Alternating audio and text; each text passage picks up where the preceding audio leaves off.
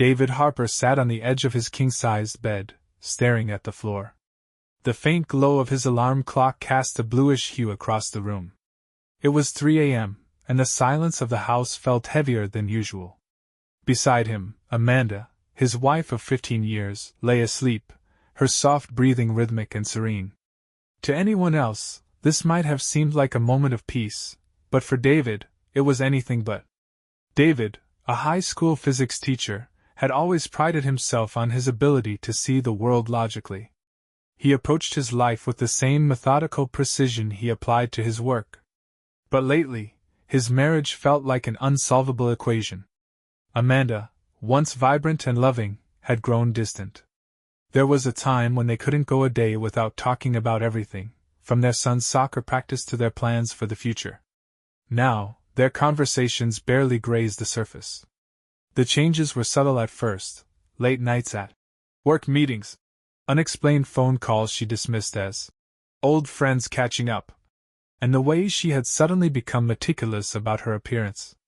Amanda had always been beautiful, but lately, she seemed to be dressing more for someone else's eyes. David's suspicions grew when he noticed Amanda spending more time on her phone, giggling at texts that she would quickly hide if he entered the room. He'd ask her about her day, and her answers became increasingly vague. He felt like a stranger in his own home, a silent observer watching his wife drift further away. One night, after Amanda had excused herself to take yet another work call, David's unease got the better of him. He followed her into the kitchen, standing just out of sight as she spoke in hushed tones. "I can't keep this up," she whispered, her voice trembling slightly. "It's getting too risky. If David finds out..." David's heart sank. He wanted to storm into the kitchen and demand answers, but his feet felt cemented to the floor. Instead, he retreated upstairs, his mind racing. If there was another man, he needed proof. Confrontation without evidence would only end in denial or manipulation. In the weeks that followed, David's suspicions turned into an obsession. He started to take note of Amanda's schedule, her sudden changes in plans, and her cryptic explanations. It was during one of these observations that he noticed a pattern. Amanda would often mention staying late at work, but her car would be parked in the lot of a local coffee shop instead. David knew he needed help to uncover the truth. One weekend, under the pretense of catching up with an old college friend, he contacted a private investigator, Greg Miller. Greg was a seasoned professional, someone who had dealt with cases like this before. David handed over what little information he had and waited, his stomach in knots. A week later, Greg called with an update. "David, I've been following Amanda. She's not just meeting with someone. She's meeting with one of your students." The revelation hit David like a freight train. He felt the air leave his lungs, the weight of betrayal suffocating him. But even in his devastation, he needed to know more. "Send me everything," David said, his voice trembling. Within hours, David received an envelope containing photos and a detailed report. Amanda was meeting with Ryan Carter, a senior in his AP physics class.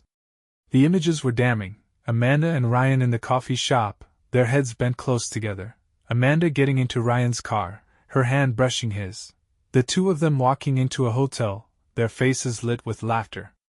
David sat alone in the living room that night, staring at the evidence spread out before him. His mind oscillated between disbelief and a searing anger. The woman he loved, the mother of his son, was having an affair with a boy barely old enough to vote. He knew he couldn't keep this bottled up. This betrayal demanded action. But David wasn't the type to act impulsively. If Amanda and Ryan thought they could destroy his life and walk away unscathed, they were sorely mistaken. David spent the rest of that sleepless night staring at the photographs, his mind replaying every moment from the last few months. The pieces were falling into place, each one sharpening the jagged edges of his heartbreak. He could no longer ignore the truth. Amanda wasn't just cheating, she was risking everything they had built with a student. The next morning, Amanda acted as if nothing had changed. She hummed as she brewed her coffee, kissed their son, Ethan, goodbye as he headed to school, and even reminded David about a parent-teacher meeting that evening. The normalcy of it all made David's stomach churn.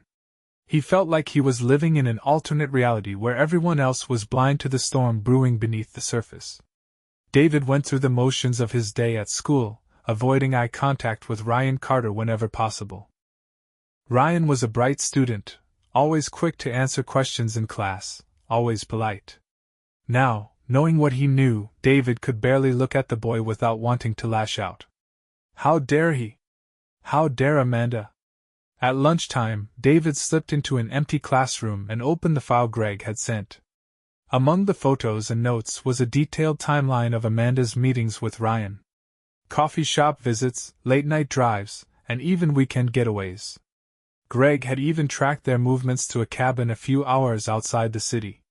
David's hands trembled as he read the report. Amanda had used money from their joint account to pay for the cabin rental. That afternoon, as David packed up his things to leave school, Greg called. "David, I've got more. Do you want me to keep digging?" David hesitated. He already had enough evidence to confront Amanda, but his logical mind told him he needed more, something so damning that she couldn't wriggle out of it.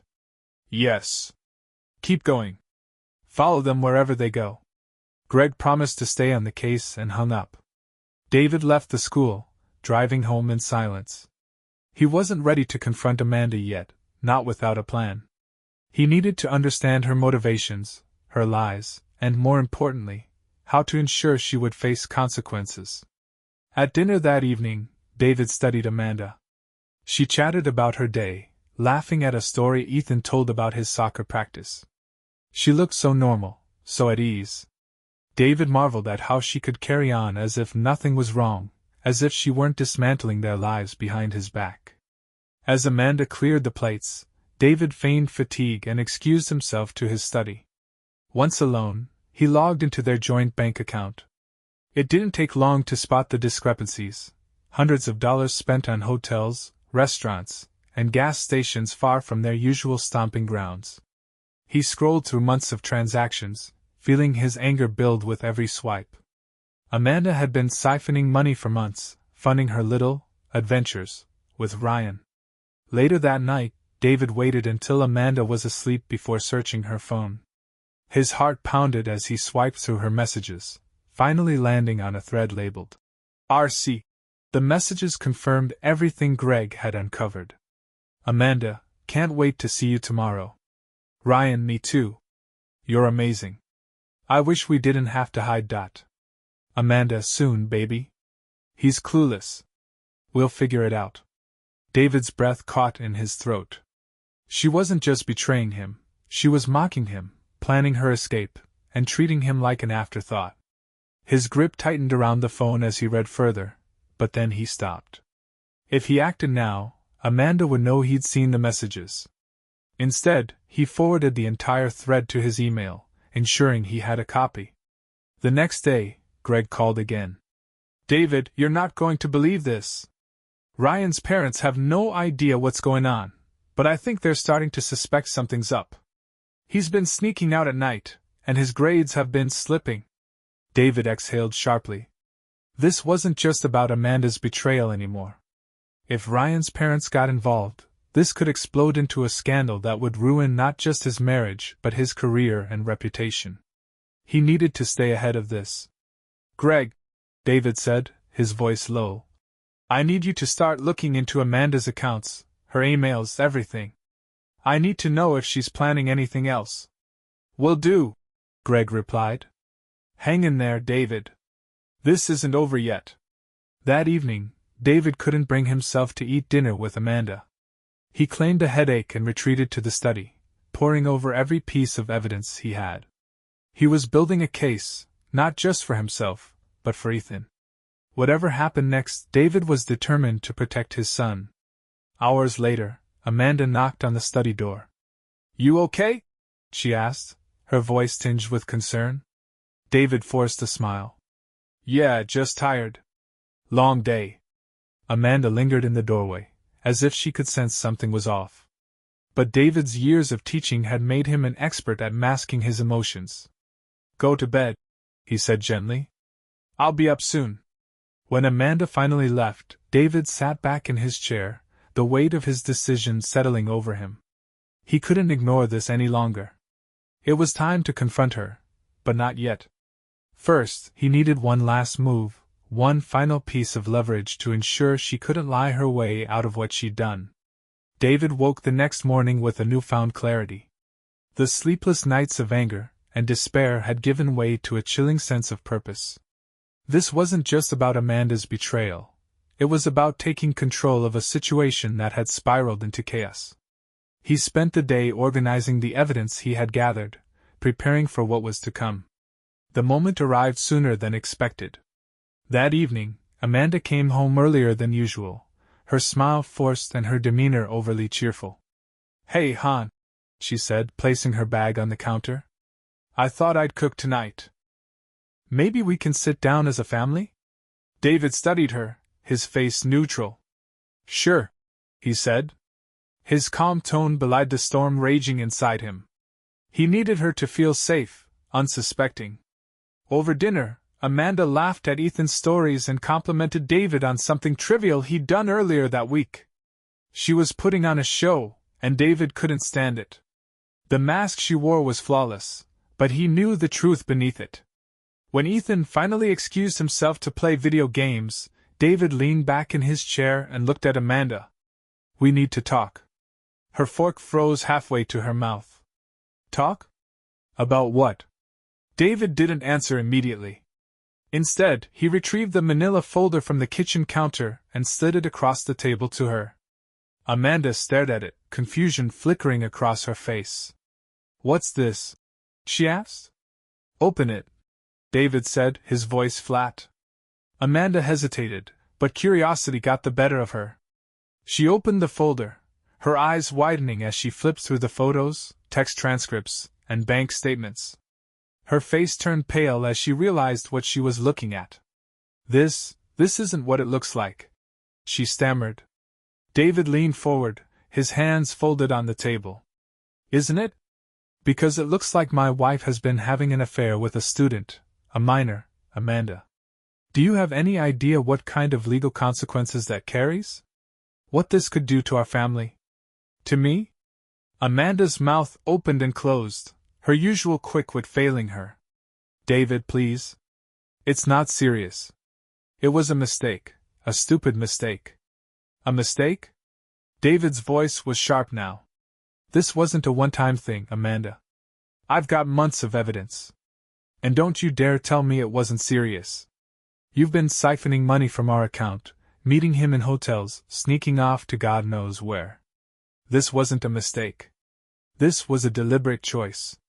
Tears welled up in Amanda's eyes, but David felt no sympathy. Her tears weren't for him, they were for herself. "David, I love you," she said, her voice trembling. I don't know what I was thinking. I've been feeling so empty. And Ryan, he made me feel." "Don't," David interrupted. "Don't you dare try to justify this. I don't care how you felt. You destroyed our marriage, Amanda. You betrayed me and Ethan. Do you even realize what this will do to him?" Amanda's tears spilled over, but her silence spoke volumes. She had no defense. David stood, towering over her. "You need to pack your things and leave. Tonight."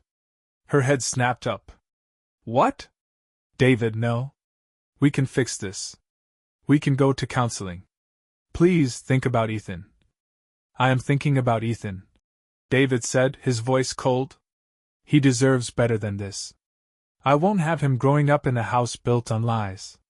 Amanda's pleading grew more frantic, but David had already made up his mind. "I've spoken to a lawyer," he said, cutting her off. "You'll be hearing from them soon. You can take whatever you need tonight, but I want you out of this house by morning." Amanda's expression twisted into a mixture of anger and desperation. "You think you're so righteous, David? Like you haven't been neglecting me for years? All you care about is your job and your students. You don't even see me anymore." David laughed bitterly. "Oh, I see you, Amanda. I see you for exactly what you are. And I'm done." With that, he turned and walked out of the room, leaving Amanda sobbing at the table. David didn't sleep. He lay awake, listening to the muffled sounds of Amanda moving around the house, packing her things. He didn't trust her, not anymore. When the house finally grew quiet, he got up and checked the locks on the doors and windows. Amanda's car was still in the driveway, but he knew she'd be gone by morning. As he stood in the darkened living room, David's phone buzzed. It was a message from Greg. "Greg, got more info. Call me ASAP." David stepped outside to avoid waking Ethan and dialed Greg's number. "What's going on?" he asked. Greg's voice was grave. "David, it's worse than we thought. I followed Ryan today. He was meeting with another woman, someone older than Amanda. This kid's a predator. He's been manipulating her, maybe others." David's blood ran cold. "Are you saying he's done this before?" "Looks like it," Greg confirmed. "I've got evidence linking him to 2 other women, both of whom had similar relationships with him. He's smart, David. He knows how to play people." David clenched his jaw, the pieces of the puzzle clicking into place. Ryan wasn't just a naive teenager caught up in an illicit affair. He was dangerous. "Keep digging," David said. "I need to know everything." "Will do," Greg replied. As David ended the call, a dark thought crossed his mind. He had been prepared to confront Amanda and move on, but now, he realized there was more at stake. Ryan Carter wasn't just a threat to his marriage, he was a threat to others. And David wasn't going to let him get away with it. David woke the next morning to the sound of Amanda's car pulling out of the driveway. She had left quietly, sparing Ethan the scene of his parents' final confrontation. For a brief moment, the house felt empty and still, a stark contrast to the chaos of the past few days. But David knew the quiet was temporary. The storm wasn't over. He spent the morning making breakfast for Ethan, trying to keep things as normal as possible. Ethan, sensing something was off, asked, "Where's Mom?" David hesitated, choosing his words carefully. "She's staying somewhere else for a little while, Bud. But don't worry, everything's going to be okay." Ethan looked unsure but nodded. David hugged him tightly, guilt washing over him. His son deserved better than this mess. As Ethan disappeared into the living room to watch cartoons, David's phone buzzed. It was Greg. "Got something big," Greg said. "You're not going to like it." David slipped into the study, closing the door behind him. "What is it?" Greg's tone was serious. "Ryan Carter's not just some kid who got lucky seducing older women. He's deliberate, David. Manipulative. I dug into his background, family, friends, school records. His parents have no idea what he's been up to, but I found 2 other women he's been involved with, both Amanda's age. One's a former teacher from his sophomore year, and the other is a married woman who lives across town." David felt his stomach churn. "Does anyone else know about this?" "Not yet," Greg said. "But the married woman's husband is suspicious. He's hired someone to look into it. If this goes public, it's going to be a media circus." David's grip tightened on the phone. "Do you have proof?" "Plenty," Greg replied. "Texts, emails, photos. Ryan's been careful, but not careful enough." David's mind raced. He had been focused on Amanda's betrayal, but now he realized the scope of the problem. Ryan wasn't just a threat to his marriage, he was a threat to the community. "What do we do?" David asked. "That's up to you," Greg said. "You could expose him, take everything to the school board, even the police. But there's a risk. If Amanda's name gets dragged into this, it could ruin her, and by extension you and Ethan." David sat back in his chair, his thoughts tangled. As much as he resented Amanda, he didn't want Ethan to grow up with the stigma of a public scandal. But letting Ryan walk away unscathed wasn't an option either. "I'll think about it," David said finally. "Keep digging. I want to know everything about this kid." Later that afternoon, David decided to confront Ryan. He knew the risks. Ryan might deny everything, or worse, retaliate. But David couldn't stand by while this predator continued his game. He drove to Ryan's neighborhood, parking a few houses down to avoid drawing attention. As he approached the house, he noticed a sleek black car parked in the driveway. It didn't belong to Ryan or his parents.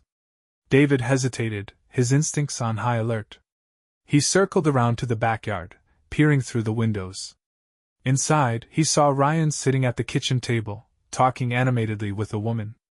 She was older, mid-40s, stylishly dressed, and leaning in close. David pulled out his phone, snapping photos. This wasn't Amanda, nor the other women Greg had mentioned. How many lives had this kid entangled in his web? Suddenly, the woman placed her hand on Ryan's, her expression intimate. David's anger flared. Ryan wasn't just playing Amanda. He was running a calculated operation, targeting vulnerable women for his own gain. David couldn't wait any longer. He marched up to the front door and rang the bell.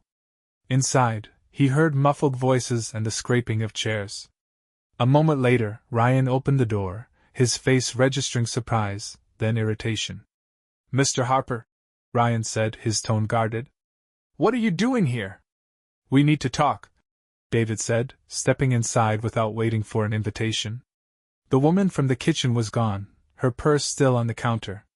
Ryan moved to block David's path, but David didn't stop. "You think you're clever, don't you?" David said, his voice low and sharp. "Playing my wife, playing these other women. But it's over. I know everything." Ryan's composure slipped for a fraction of a second, his eyes darting toward the back door. "I don't know what you're talking about." David laughed bitterly. "Cut the crap, Ryan. I've got photos, messages, proof. Do you really want me to show your parents? Or maybe the school board? How about the cops?" Ryan's expression hardened. "You don't have anything." David stepped closer, his voice a whisper. "Don't test me, kid. You're a predator. You've been manipulating women, destroying families. You've been careful, but not careful enough. I will end this, and I will end you if you try anything." Ryan's bravado faltered. He backed away, his jaw clenched. "What do you want?" "I want you to disappear," David said. "Out of my wife's life, out of my town. If I so much as see you near her, or anyone else, I'll make sure everyone knows who you really are." Ryan stared at him, weighing his options. Finally, he nodded, his lips pressed into a thin line. "Fine.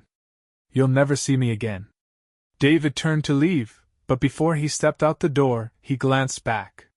"You've gotten away with this for too long, Ryan. One day, it's all going to catch up to you." As David drove away, his hands gripped the steering wheel tightly. The confrontation had felt like a victory, but it wasn't enough. Ryan might leave town, but his pattern wouldn't stop. David needed to ensure this ended permanently. David didn't return home immediately after confronting Ryan. Instead, he drove to Greg's office, his mind spinning with possibilities.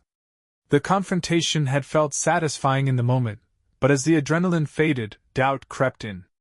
Ryan had agreed to stay away, but David knew predators like him didn't stop, they adapted. If David wanted to end this for good, he'd need a stronger plan. Greg greeted him with a knowing look. "That bad, huh?" David sat heavily in the chair opposite Greg's desk. "Worse. Ryan knows I've got him cornered, but I don't trust him. He's the type to find a new angle, another victim." Greg leaned back, steepling his fingers. "What's your next move?" "I need him to slip up," David said, his voice firm. "Something big enough that even he can't wiggle out of it. But I don't want Amanda or Ethan dragged into this. Can we make that happen?" Greg nodded slowly. "We can. But you'll need to bait him, make him think he's in control." David frowned. "How?" Greg slid a small recording device across the desk. "You'll reach out, make him think you're ready to negotiate. Offer him a way out, but make sure he incriminates himself. Get him on tape admitting to what he's done." David stared at the recorder, his stomach nodding. The idea of playing nice with Ryan made his skin crawl, but he couldn't think of another way. "And then?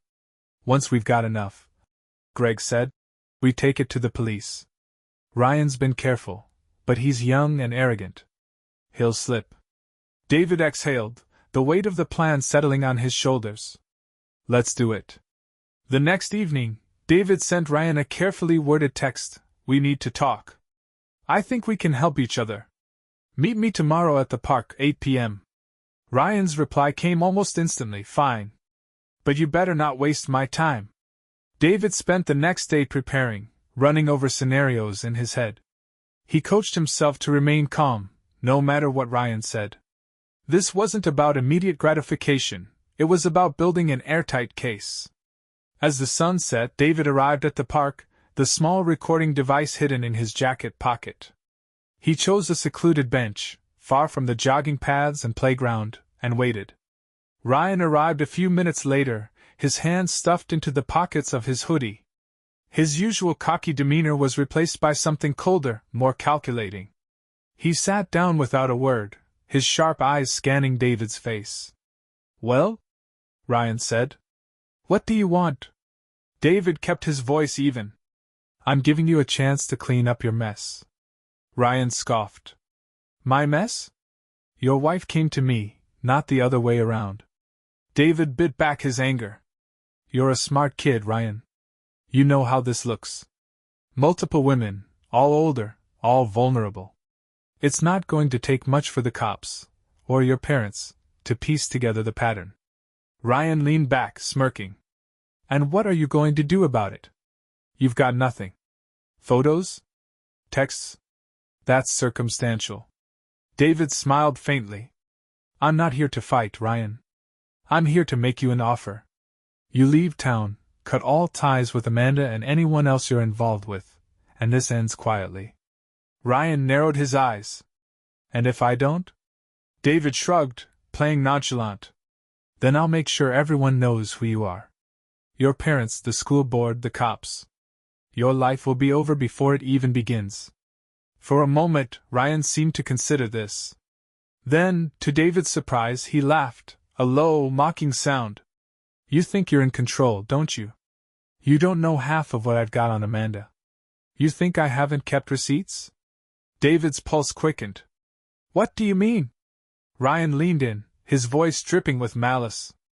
Amanda didn't just cheat, Mr. Harper. She confided in me. Told me all about you. About how miserable she's been. How she wishes you'd just disappear. David clenched his fists, his nails digging into his palms. He forced himself to stay calm. And you think that's enough to save you? Ryan grinned. It's enough to burn her.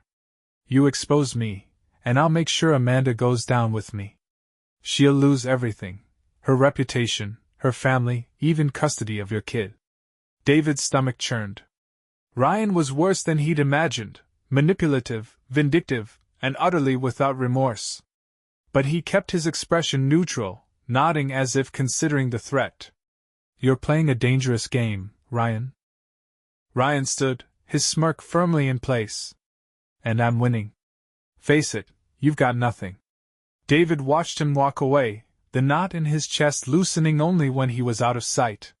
He reached into his pocket, his fingers brushing the recorder. The device's red light was still glowing. Every word Ryan had said was preserved. The following day, David met Greg at a small cafe, sliding the recorder across the table. He gave me everything we need, David said, his voice grim. He admitted to manipulating Amanda and others. Even hinted at blackmail. Greg's eyes lit up as he listened to the recording. This kid's toast. I'll compile everything and take it to the authorities. David nodded. Good. I want him stopped, for good. Greg stood, clapping David on the shoulder. You've done the hard part. Now let me handle the rest. That evening, David called Amanda. She answered on the third ring, her voice hesitant. David? What do you want? I need to talk to you, he said. It's important. Amanda sighed. Fine. Come over. David drove to the small apartment Amanda had rented after leaving the house. She opened the door, looking tired and wary. What's this about? David stepped inside, his expression serious. It's about Ryan. You need to cut all ties with him. Now. Amanda's eyes widened. What? Why? What's going on? David handed her a copy of the recording. Listen to this.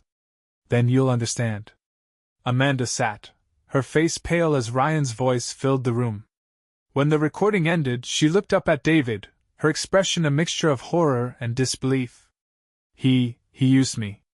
David nodded. Yes. And he'll use anyone he can.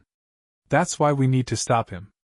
Amanda's hands trembled as she clutched the recorder. What do we do? David's voice was firm. We take him down. Together. Amanda sat frozen, staring at the recorder in her hands as Ryan's words echoed in her mind. He'll burn me if you go after him. She murmured, her voice shaking. David, this could ruin my life. My career, my reputation.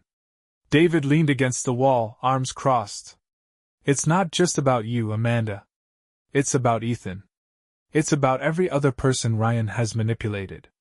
You think I'm thrilled about dragging our dirty laundry out in public? But if we don't stop him, he'll keep doing this. Amanda's shoulders slumped. What's the plan? We're working with Greg, David said. He's taking the evidence to the authorities. But first, I need you to stay out of it. Don't contact Ryan, don't respond if he tries to reach you. Let Greg and me handle this. Amanda nodded reluctantly. Okay. Before David left, he turned back to face her. Amanda, you're not a victim in this. You made choices. But this is your chance to do something right. Don't waste it. Amanda didn't respond, her gaze fixed on the recorder. David left, shutting the door behind him. As he drove home, his chest tightened with the weight of what lay ahead. The battle with Ryan was coming to a head, and the fallout would be brutal. The next day, Greg called David with an update. The police are interested, he said. They've already started looking into Ryan's history. The recording helped, but they'll need more to make a solid case. More? David asked, incredulous. What else can we give them? Something recent.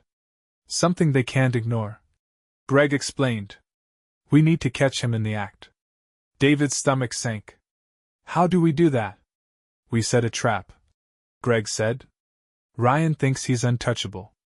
We use that against him. Greg laid out the plan. Amanda would agree to meet Ryan one last time, under the guise of working things out. Meanwhile, David and Greg would coordinate with law enforcement to record the interaction. If Ryan made any incriminating statements or advances, it would be the final nail in his coffin.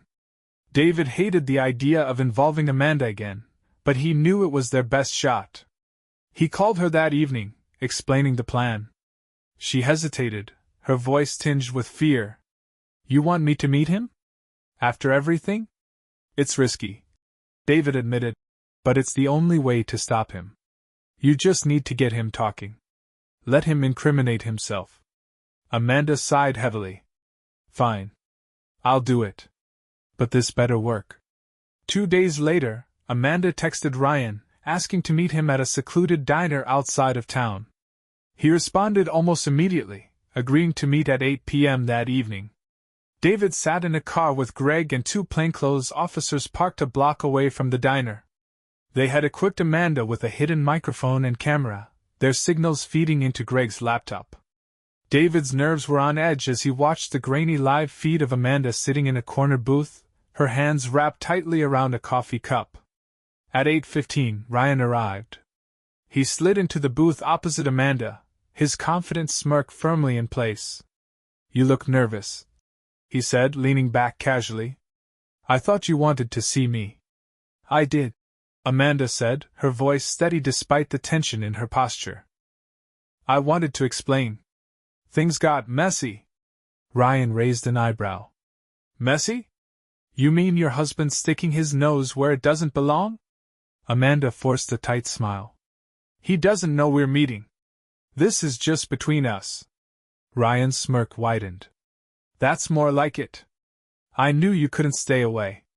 David's fists clenched as he listened, every instinct screaming at him to storm into the diner and drag Ryan out by his collar. Greg placed a steadying hand on his shoulder. Wait, he whispered. Let it play out. As the conversation continued, Amanda guided it skillfully, coaxing Ryan into talking about their past.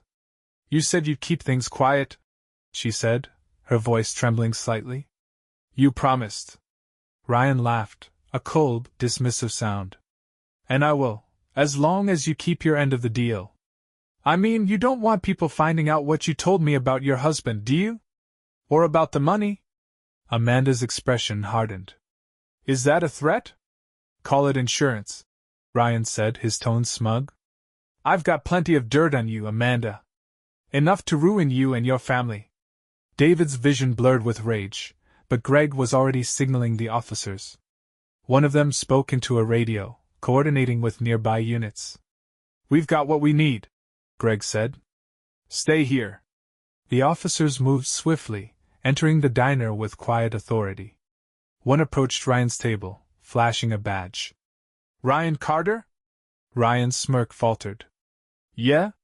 You're under arrest for harassment, blackmail, and unlawful conduct with a minor. Amanda gasped, playing her part perfectly. What? What's going on? Ryan glared at her, realization dawning. You set me up. The officers ignored him, cuffing his wrists and reading him his rights as they escorted him out of the diner. Amanda remained seated, trembling as the weight of the situation settled over her. David and Greg met Amanda outside the diner, the officers loading Ryan into the back of a squad car. She looked at David, tears streaming down her face. Is it over? David nodded, his expression grim. For now. But there's still a lot to clean up. As the police car drove away, Greg clapped David on the back. You did it, he said. He's not going to hurt anyone else. David watched the car disappear into the distance, his mind a whirlwind of emotions. Relief, anger, sadness, they all fought for dominance. He had protected his son, exposed the predator, and set the wheels of justice in motion. But the scars of Amanda's betrayal and the chaos Ryan had caused wouldn't fade easily. David turned to Amanda. For Ethan's sake, we'll figure out how to co-parent. But this? He gestured between them. This is over. Amanda nodded silently, her face etched with regret. David drove home that night, the weight of the past few months pressing heavily on him. The house was dark and quiet when he arrived. Ethan was asleep, blissfully unaware of the storm his father had weathered to protect him. David stood in the doorway of his son's room, watching him sleep. For the first time in weeks, he felt a flicker of hope. The road ahead would be long and painful, but he had taken the first step toward reclaiming his life. The arrest of Ryan Carter made headlines the next morning. The local news broadcast his smirking mugshot with a caption detailing his crimes. The community buzzed with shock and outrage. Parents were horrified, teachers were blindsided, and the school district scrambled to distance itself from the scandal. David sat at the breakfast table, sipping his coffee as Ethan flipped through channels. He quickly turned off the TV when the news story appeared, not ready to explain everything to his son just yet. The sight of Ryan's face brought back a swirl of emotions, satisfaction, anger, and a lingering sense of unease. For the first time in weeks, David felt like he could breathe again, but the fallout was far from over. His phone buzzed constantly, calls from reporters, concerned colleagues, and even Amanda. He ignored most of them, choosing instead to focus on Ethan, who seemed blissfully unaware of the storms swirling around him. By mid-afternoon, David's phone buzzed again, Amanda's name lighting up the screen. He sighed, hesitating before answering. What is it, Amanda? David. Her voice was strained, almost desperate. I've been contacted by a lawyer. Ryan's parents are suing me for emotional distress. They're saying I preyed on him. David's grip tightened on the phone. You're surprised? Amanda, you slept with a kid and got caught. Of course, they're going to come after you. I didn't prey on him, she protested. You know how manipulative he was. You heard the recording. That doesn't absolve you, David said coldly. You made your choices. Now you have to face the consequences.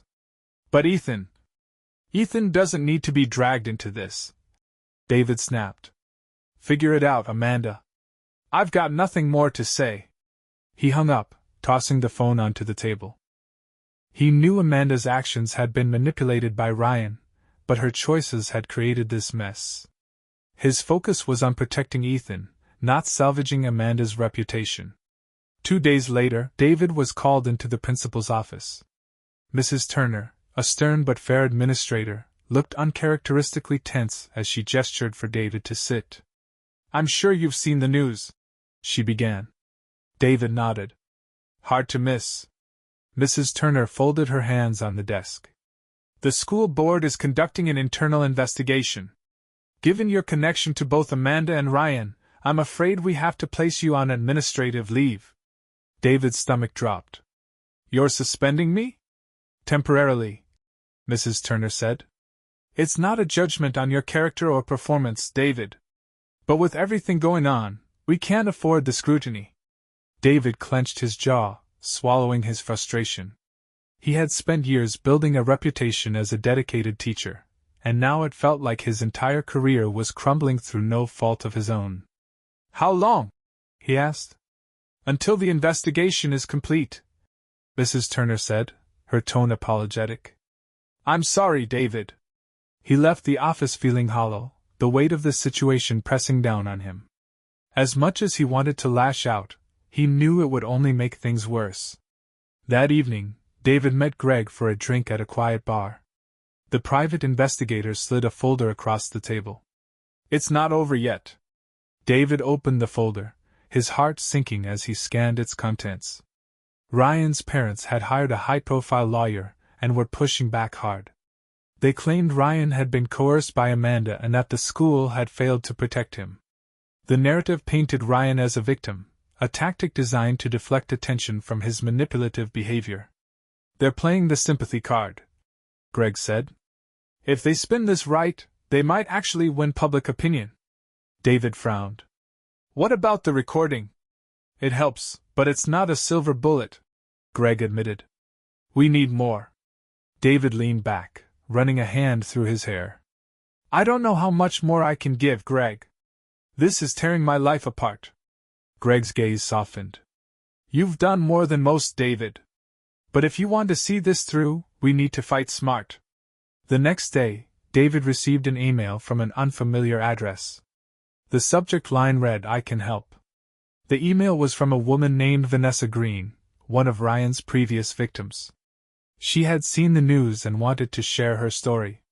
She offered to testify, explaining how Ryan had manipulated her and destroyed her marriage. David forwarded the email to Greg, who immediately contacted Vanessa. Within hours, she was added to the growing list of witnesses willing to speak out against Ryan. Vanessa's testimony, combined with the mounting evidence, strengthened the case against Ryan. It painted a damning picture of a young man who had perfected the art of manipulation, targeting vulnerable women and exploiting them for his own gain. Meanwhile, Amanda's situation grew more precarious. Facing legal threats from Ryan's parents and ostracism from the community, she called David again, her voice raw with desperation. "I'll testify," she said. "I'll do whatever it takes to make sure he doesn't hurt anyone else." David was silent for a long moment. "You're doing this for the right reasons?" "Yes," Amanda said, her voice steady. "I need to own up to my mistakes. For Ethan, if nothing else." David nodded, though he felt little sympathy. "Then we'll make it count." With Amanda and Vanessa's testimonies added to the case, Greg assured David that Ryan's defense was weakening. But David couldn't shake the feeling that something was about to go wrong. The community's outrage, the school board's investigation, and the legal battles were converging into a perfect storm, and David was caught in the middle. As he tucked Ethan into bed that night, David lingered, watching his son sleep. Ethan was the only thing keeping him grounded, the one reason he hadn't given up. No matter what came next, David vowed to protect him. The storm wasn't over, but David was ready. The final battle was on the horizon. The courtroom was packed. The air buzzed with tension as reporters, community members, and school officials crammed into the gallery. David sat in the front row, his jaw tight, Amanda beside him. She looked pale and gaunt, her confidence long since eroded. This wasn't just a trial for Ryan Carter, it was a reckoning for everyone involved. The prosecution presented its case meticulously. Greg's evidence was airtight, with recordings, financial records, and testimonies from Vanessa and Amanda painting a damning picture of Ryan's manipulative behavior. When Amanda took the stand, she faced Ryan for the first time since his arrest. "I made mistakes," she admitted, her voice trembling. "But Ryan isn't the victim he claims to be. He preyed on my vulnerabilities, just as he did to others. He's calculating and dangerous." Ryan sat at the defendant's table, his smug facade cracking under the weight of the evidence. His lawyer objected repeatedly, trying to paint Amanda and Vanessa as unstable and unreliable, but the facts were undeniable. The final blow came when Greg revealed new evidence, emails and messages Ryan had sent to a fourth victim, a college professor, containing similar manipulative patterns. The jury's shock was palpable. After 3 days of testimony, the jury deliberated. David sat in the hallway, his hands clasped tightly, as Amanda paced back and forth. Vanessa joined them, her face set in grim determination. When the jury returned, the courtroom fell silent. On the charges of blackmail, harassment, and unlawful conduct, we find the defendant guilty. David exhaled, relief washing over him. Ryan's expression twisted into one of disbelief as the judge pronounced the sentence: 5 years in a juvenile detention facility, followed by mandatory therapy and a permanent criminal record. It wasn't enough to undo the damage he had caused, but it was a step toward justice. The trial's conclusion rippled through the community. Ryan's parents publicly condemned him, disowning their son and blaming the school for failing to intervene sooner. The school board issued sweeping reforms, implementing stricter protocols to protect students and staff. David's suspension was lifted, but he decided not to return. The scandal had tainted his reputation, and the memories of Ryan's betrayal were too fresh. Instead, he accepted a position at a neighboring district, where he could start fresh. Amanda faced her own consequences. The lawsuit filed by Ryan's parents was dismissed, but her reputation was irreparably damaged. She moved to another state to escape the scrutiny, agreeing to a custody arrangement that allowed Ethan to stay with David full-time. "I'll do better," she promised during their final conversation. For Ethan. David nodded, but he didn't trust her words.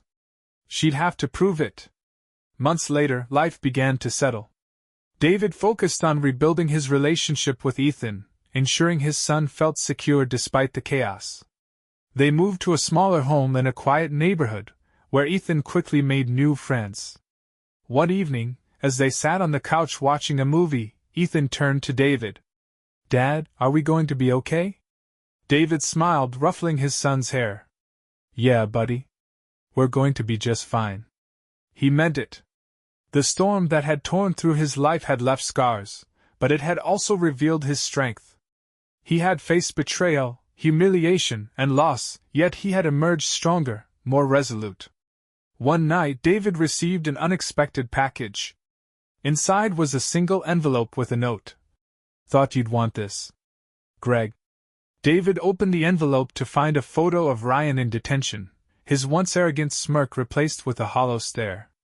Attached was a brief report from Greg, detailing how Ryan had been ostracized even among other inmates, his manipulative tactics no longer effective. David stared at the photo for a long time before placing it in a drawer. Ryan's downfall was complete, but David felt no satisfaction. Revenge hadn't brought closure, it had brought understanding. The only way forward was to focus on the life he was rebuilding with Ethan. As he sat by the window, watching his son play outside, David felt a sense of peace. The fight was over, the past behind him. The future, uncertain but hopeful, stretched out before them. Months later, on a quiet Sunday morning, David walked through his new neighborhood, sipping coffee as Ethan rode his bike ahead of him. The sun shone brightly, casting long shadows on the pavement. For the first time in years, David felt free. He had learned that life's most painful trials could also forge its strongest bonds. And though he carried the scars of betrayal, they no longer defined him. He was a father, a survivor, and above all, a man determined to live life on his own terms. As Ethan turned and waved, calling for him to catch up, David smiled and started to run. This time, he wouldn't let anything hold him back.